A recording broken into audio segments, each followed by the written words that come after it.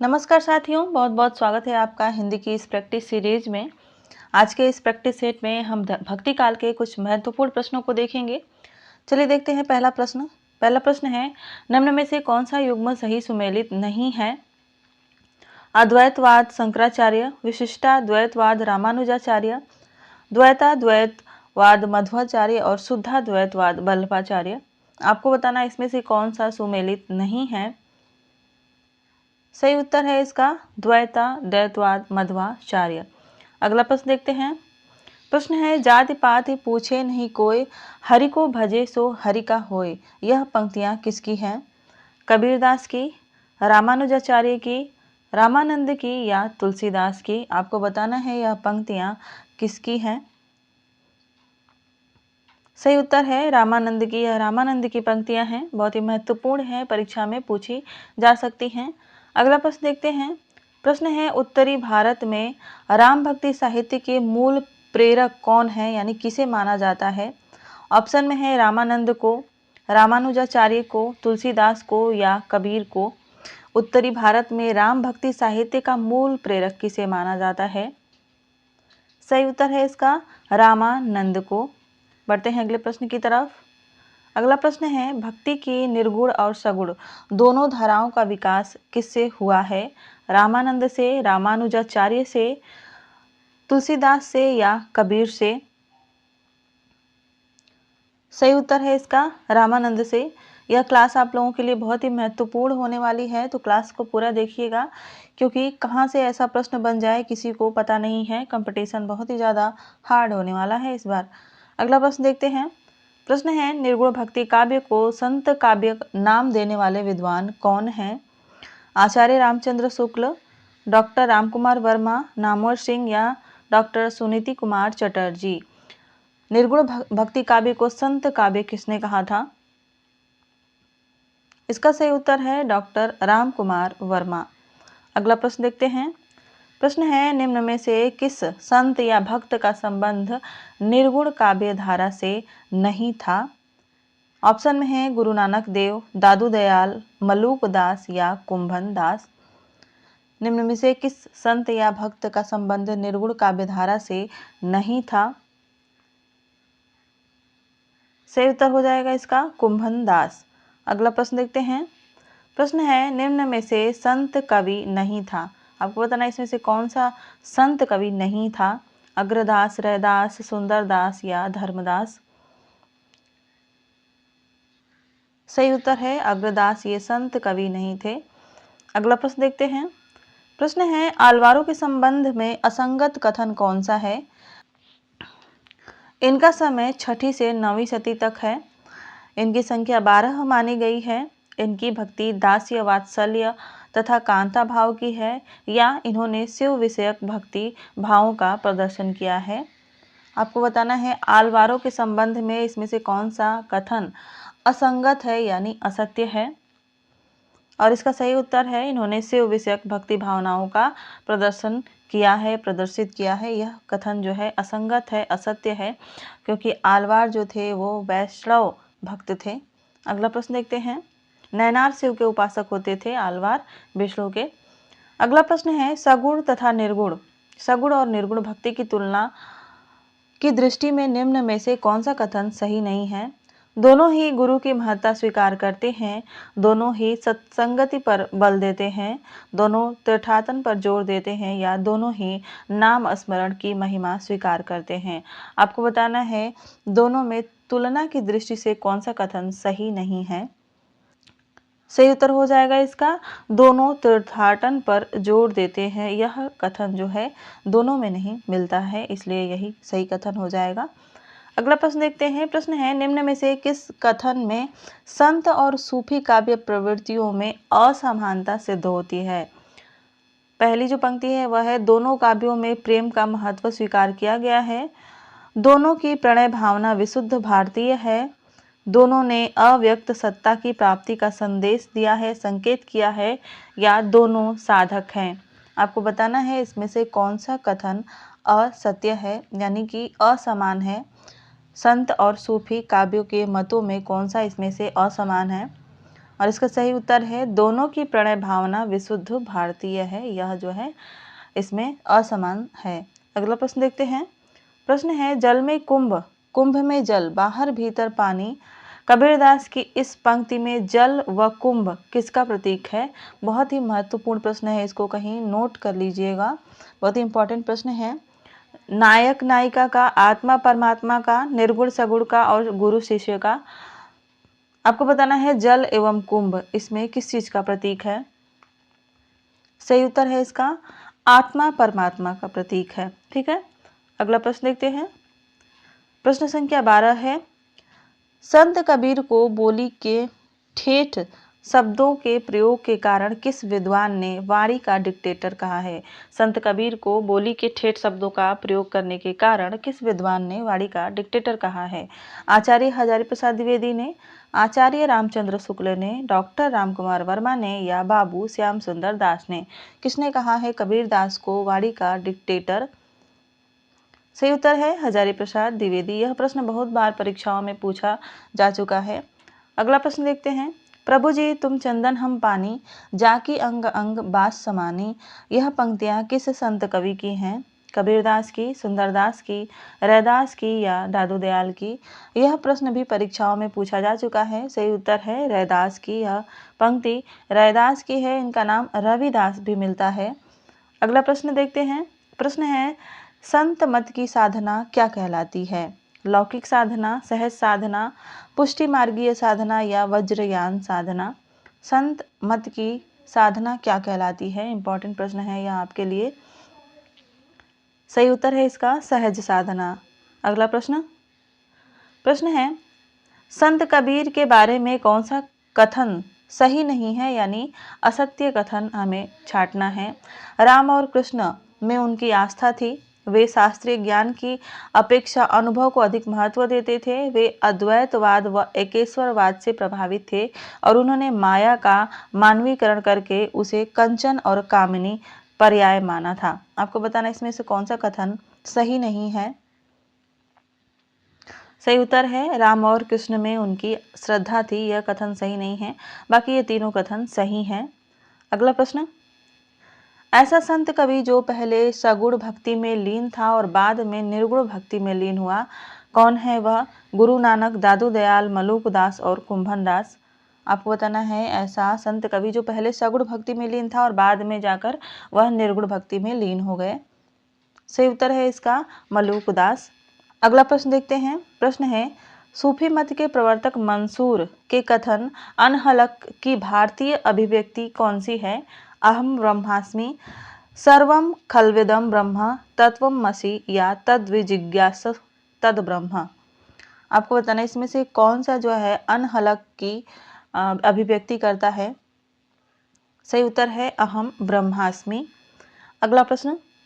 प्रश्न है कबीरदास जी की साखी अखड़ियाँ झाई पड़ी, पंथ निहारी निहारी, जिभड़ियाँ छाला पड़ियाँ, राम पुकारी पुकारी का मुख्य प्रभाव क्या है?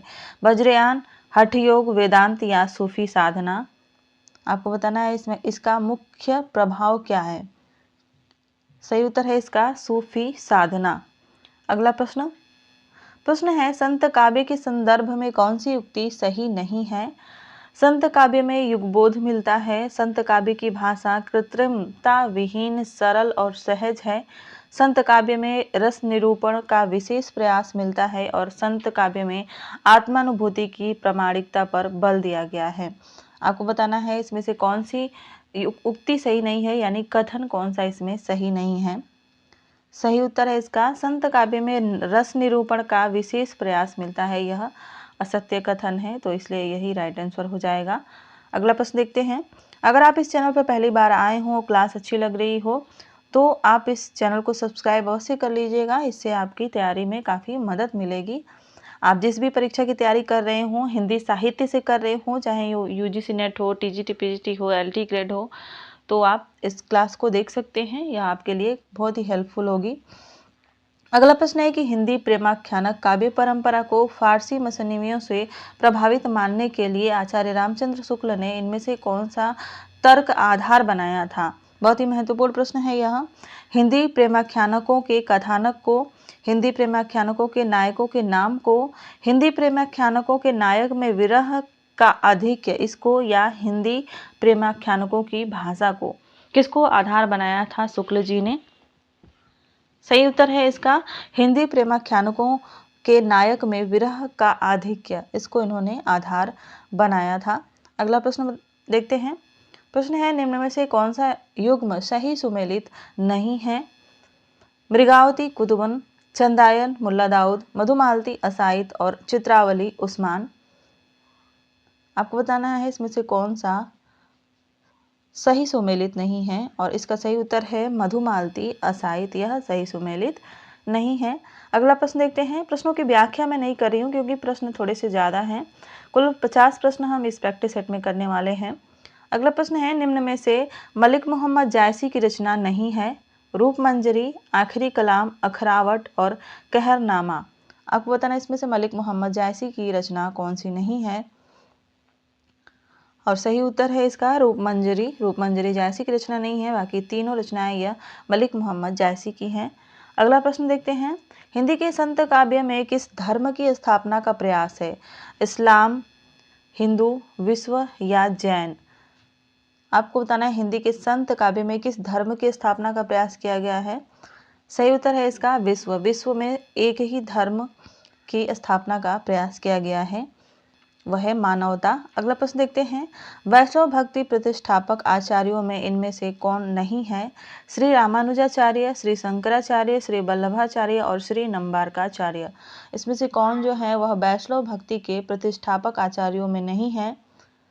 सही उत्तर हो जाएगा श्री शंकराचार्य। अगला प्रश्न है निर्गुण भक्ति में माधुर्य भाव का समावेश होने पर क्या होता है? अद्वैतवाद का अभ्युदय, सगुण भक्ति का अभ्युदय, रहस्यवाद का अभ्युदय या ज्ञानवाद का अभ्युदय। बहुत ही महत्वपूर्ण प्रश्न है यह, इसको आप लोग नोट कर लीजिएगा। निर्गुण भक्ति में माधुर्य भाव का समावेश होने पर क्या होता है? सही उत्तर हो जाएगा इसका रहस्यवाद का अभ्युदय। अगला प्रश्न है कबीर के बारे में निम्नांकित में से कौन सा कथन असत्य है? कबीर के काव्य में रहस्यवाद मिलता है, कबीर ने स्वयं को परोक्ष सत्ता की प्रिया के रूप में कल्पित किया है, और कबीर के अनुसार परम तत्व किसी में व्याप्त नहीं है, या कबीर के अनुसार माया महाठगनी है। इसमें से कौन सा कथन असत्य है, हमें यह बताना है। कभी भी आपको परीक्षा में ऐसा प्रश्न मिल जाए जिसमें नहीं है, असत्य है कथन पूछा गया, तो सबसे पहले आप असत्य या नहीं पे ऐसे इसको निशान बना ले, ताकि आपको वहाँ पे ध्यान रहे कि इस प्रश्न में क्या बताना है। उस प्रश्न में हमें नहीं है बताना है। सही उत्तर हो जाएगा कबीर के अनुसार परम तत्व किसी में व्याप्त नहीं है। कबीर कहते हैं कि सब जगह व्याप्त हैं, हर जगह व्याप्त हैं। अगला प्रश्न, प्रेम गाथाओं के संदर्भ में आचार्य रामचंद्र शुक्ल का विचार निम्न में से कौन सा नहीं है? प्रेम गाथाओं की रचना फारसी की मसनवी शैली में हुई। इस शैली में प्रेम कथाएं एक ही छंद में लिखी होती हैं। इस शैली की प्रेम गाथाएं मुसलमानों और हिंदुओं ने समान रूप से लिखी, या ये प्रेम कहानियां पूर्वी हिंदी अर्थात अवधी भाषा में लिखी गई हैं। इसमें प्रेम गाथाओं के संदर्भ में आचार्य रामचंद्र शुक्ल का विचार कौन सा नहीं है? यहाँ पर भी आपको नहीं है बताना है, और सही उत्तर हो जाएगा इसका ऑप्शन नंबर 3। इस शैली की प्रेम गाथाएं मुसलमानों और हिंदुओं ने समान रूप से लिखी हैं, यह असत्य है, समान रूप से नहीं लिखी हैं। अगला प्रश्न देखते हैं। ज़्यादातर मुसलमानों ने लिखी हैं प्रेम गाथाएं। अगला प्रश्न देखते हैं। मसनवी शैली में सामान्यतः नहीं होता है पूछा गया है। छंद वैविध्य, ईश्वर स्तुति, आत्म परिचय और गुरु वंदना। मसनवी शैली में कौन सा इसमें से सामान्यतः नहीं होता है? सही उत्तर है छंद वैविध्य, यह नहीं पाया जाता है मसनवी शैली में। अगला प्रश्न देखते हैं। प्रश्न है हिंदी का जातीय कवि कहा गया है, किसको कहा गया है? नाभादास को, तुलसीदास को, सूरदास को या कबीरदास को? सही उत्तर है तुलसीदास को। कमेंट में बताइएगा तुलसीदास को हिंदी का जातीय कवि कहा किसने है। अगला प्रश्न देखते हैं। निम्न में से कौन सा कथन राम भक्ति काव्य की विशेषता नहीं है? सामाजिक तथा पारिवारिक आदर्शों की स्थापना, लोक जीवन की संपन्नता का चित्रण, ब्रह्म प्राप्ति के माध्यम के रूप में दास्य भक्ति का ग्रहण और समन्वय की विराट चेष्टा। आपको बताना है राम भक्ति काव्य की विशेषता इसमें से कौन सी नहीं है। सही उत्तर है लोक जीवन की संपन्नता का चित्रण इसमें नहीं किया गया है। अगला प्रश्न है पद्मावत की प्रथम पंक्ति में जायसी ने ईश्वर के लिए कौन सा शब्द प्रयुक्त किया है। बहुत ही महत्वपूर्ण प्रश्न है यह। बशीर, खुदा, अल्लाह या करतार। आपको बताना है पद्मावत की प्रथम पंक्ति में जायसी ने ईश्वर के लिए कौन सा शब्द प्रयुक्त किया है, और इसका सही उत्तर है करतार। उन्होंने करतार कहा है। अगला प्रश्न देखते हैं। प्रश्न है मांग के खइबो मसीद के सोइबो। यह पंक्ति तुलसीदास की किस रचना में है। गीतावली में, विनय पत्रिका में, कवितावली में या दोहावली में। यह पंक्तियां किस रचना में है तुलसीदास की, और सही उत्तर इसका है कवितावली। यह पंक्ति जो है कवितावली में देखने को मिलती है। अगला प्रश्न है कि कामिनी नार प्यारी जिमी लोमिही प्रिय जिमिदाम तिमि रघुनाथ निरंतर प्रिय लागहु मोहि राम। उपयुक्त पंक्ति में तुलसी ने किस भाव की उत्कट व्यंजना दी है। राग की, काम की, लोभ की या ललक की। सही उत्तर है इसका राग की। अगला प्रश्न देखते हैं। प्रश्न है निम्न में से रामानंद का मान्य शिष्य नहीं है। कबीर, रैदास, दादू दयाल या सेन। आपको बताना इसमें से रामानंद का मान्य शिष्य कौन नहीं है। सही उत्तर हो जाएगा दादू दयाल। अगला प्रश्न प्रतिभा उनमें बड़ी प्रखर थी रामचंद्र शुक्ल जी का यह कथन या यह टिप्पणी किसके लिए है। कबीरदास के लिए, बिहारी के लिए, जायसी के लिए या घनानंद के लिए। सही उत्तर हो जाएगा कबीरदास के लिए। उन्होंने कबीरदास के लिए कहा है। रामचंद्र शुक्ल के सारे कथन बहुत ही महत्वपूर्ण हैं। तो अगर आपने रामचंद्र शुक्ल जी का हिंदी साहित्य का इतिहास नहीं पढ़ा है तो उसको जरूर पढ़ लीजिए, और एक बार में तो समझ में नहीं आता है यह, तो इसको आप कम से कम 3 बार या 4 बार पढ़ने की कोशिश करिए। लेकिन हाँ, आप टीजीटी, पीजीटी या किसी भी हिंदी साहित्य की परीक्षा की तैयारी कर रहे हैं तो हिंदी रामचंद्र शुक्ल की जो बुक है उसको तो पढ़ना बहुत ही ज़्यादा जरूरी है। बढ़ते हैं अगले प्रश्न की तरफ। कृष्ण भक्ति काव्य की विशेषताओं के संदर्भ में कौन सा कथन गलत है। ध्यान दीजिएगा, गलत है पूछा गया है। निर्गुण ब्रह्म के स्थान पर सगुण ब्रह्म की आराधना पर बल, कृष्ण के लोक रंजक रूप का चित्रण, सख्य वात्सल्य और माधुर्य रस का निरूपण, और प्रेम पर योग की स्थापना। कृष्ण भक्ति के काव्य की विशेषताओं में से कौन सा कथन गलत है, तो इसका सही उत्तर हो जाएगा प्रेम पर योग की स्थापना, यह गलत है। अगला प्रश्न देखते हैं। प्रश्न है वल्लभाचार्य के संपर्क में आने के बाद सूरदास दास्य और विनय के पद छोड़कर इन भावों के पद रचने लगे थे, और वो भाव कौन से हैं। वीर ओज और उत्साह के, प्रेम तथा भक्ति के, सख्य वात्सल्य और माधुर्य के, और वीर तथा प्रेम के। सही उत्तर हो जाएगा इसका सख्य वात्सल्य और माधुर्य के। अगला प्रश्न देखते हैं। प्रश्न है सूरदास ने श्रीमद्भागवत के 10वें स्कंध के आधार पर कृष्ण लीलाओं से संबंधित किसकी रचना की है। सूरसागर, सूरसारावली, साहित्य लहरी या सूरदास के दोहे। सही उत्तर है इसका सूरसागर। इस क्लास को आप काम करते हुए केवल सुन भी सकते हैं अगर आप कमेंट नहीं कर रहे हो तो। अगला प्रश्न देख रहे हैं। प्रश्न है पुष्टि मारक को जहाज जात हो सो जाको कछु लेना होए सो लेव। यह कथन कब का है, यानी किस समय का है। वल्लभाचार्य की मृत्यु पर, सूरदास की मृत्यु पर, नंददास की मृत्यु पर या हरि राय की मृत्यु पर। आपको बताना है कि विठल नाथ ने यह कथन कब कहा था, और इसका सही उत्तर है सूरदास के मृत्यु पर उन्होंने कहा था कि पुष्टि मार्ग का जहाज जात है सो जाको कुछ लेना हो तो ले लो। अगला प्रश्न देखते हैं। प्रश्न है सूरदास को वात्सल्य रस का सम्राट किस आलोचक ने कहा है। रामचंद्र शुक्ल ने, हजारी प्रसाद द्विवेदी ने, आचार्य नंद दुलारे वाजपेयी ने या बाबू गुलाब राय ने। किसने कहा है वात्सल्य रस का सम्राट। सही उत्तर है शुक्ल जी ने, आचार्य रामचंद्र शुक्ल जी ने। अगला प्रश्न देखते हैं। प्रश्न है दुल्हनी गावहु मंगलाचार हम घरे आए हो राजा राम भरतार। कबीर के इस पूरे पद में निम्नलिखित में से कौन सी प्रवृत्ति दृष्टिगोचर नहीं होती है। सांग रूप का संयोजन, वियोग वर्णन की मार्मिक अभिव्यंजना, आध्यात्मिक मिलन की अभिव्यक्ति या रहस्यवाद की व्यंजना। कौन सा इसमें से दृष्टिगोचर, कौन सी प्रवृत्ति दृष्टिगोचर नहीं होती है। सही उत्तर हो जाएगा इसका वियोग वर्णन की मार्मिक अभिव्यंजना, यह व्यक्त नहीं होता है। अगला प्रश्न देखते हैं। प्रश्न है, अजगर करे न चा करी, पंछी करे न काम। प्रसिद्ध पंक्तियां किस संत कवि की है? मलूकदास, हरिदास निरंजनी, कबीर या रैदास। अगर आपको यह पंक्ति पूरी याद हो तो आप इसको बहुत ही आसानी से सही कर सकते हैं। पूरी पंक्ति इस तरह से है कि अजगर करे न चाकरी, पंछी करे न काम, दास मलूका कह गए सबके दाता राम। यानी यह मलूक दास की पंक्तियां हैं। अगला प्रश्न देखते हैं। प्रश्न है, गोस्वामी तुलसीदास को कलिकाल का वाल्मीकि कहने वाले विद्वान कौन है? आचार्य रामचंद्र शुक्ल, बाबू श्याम सुंदर दास, नाभादास या जॉर्ज ग्रियर्सन। तो ऐसा कहा था नाभादास जी ने। नाभादास ने तुलसीदास को कलिकाल का वाल्मीकि कहा था। सही उत्तर नाभादास है। अगला प्रश्न है कि वास्तव में तुलसीदास बुद्ध देव के बाद सबसे बड़े लोक नायक है। यह कथन किसका है? बहुत ही प्रसिद्ध कथन है यह और कई बार परीक्षाओं में पूछा भी जा चुका है। विसेंट स्मिथ का, आचार्य रामचंद्र शुक्ल का, आचार्य हजारी प्रसाद द्विवेदी का या जॉर्ज ग्रियर्सन का? यह कथन जो है जॉर्ज ग्रियर्सन का है। सही उत्तर हो जाएगा ऑप्शन नंबर 4। अगला प्रश्न, तुलसीदास को मुगल काल का सबसे बड़ा आदमी किसने कहा है? विसेंट स्मिथ ने, आचार्य हजारी प्रसाद द्विवेदी ने, बाबू श्याम सुंदर दास ने या जॉर्ज ग्रियर्सन ने?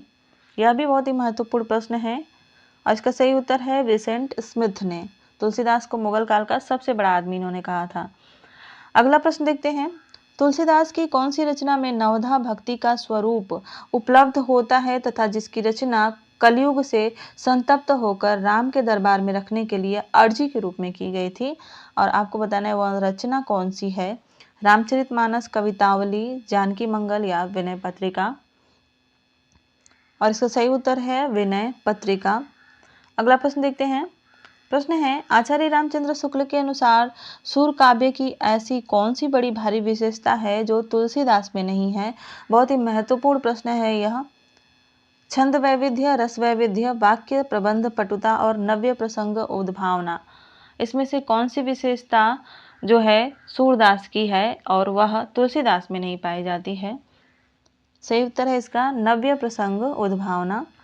अगला प्रश्न है, उनका सारा काव्य समन्वय की विराट चेष्टा है, उसमें केवल लोक और शास्त्र का समन्वय नहीं है। तुलसी के संदर्भ में यह पंक्ति किसने लिखी है? आचार्य रामचंद्र शुक्ल, हजारी प्रसाद द्विवेदी, आचार्य राममूर्ति त्रिपाठी या विश्वंभर नाथ उपाध्याय?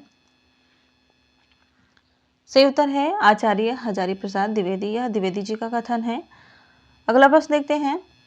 प्रश्न है, हिय निर्गुण नैनहि सगुण, रचना नाम सुनाम, मनहु परत संपुट लसत, तुलसी ललित ललाम। तुलसी की इन पंक्तियों से क्या आशय है?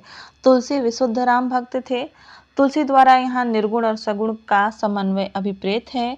तुलसी हृदय की शुद्धि की बातें करते हैं या तुलसी राम के गुणों के बजाय रूप पर मुग्ध है? आपको बताना इसमें से कौन सा कथन जो है सही है, यानी इन पंक्तियों के आशय के लिए सही है। सही उत्तर है तुलसी द्वारा यहाँ निर्गुण और सगुण का समन्वय अभिप्रेत किया गया है।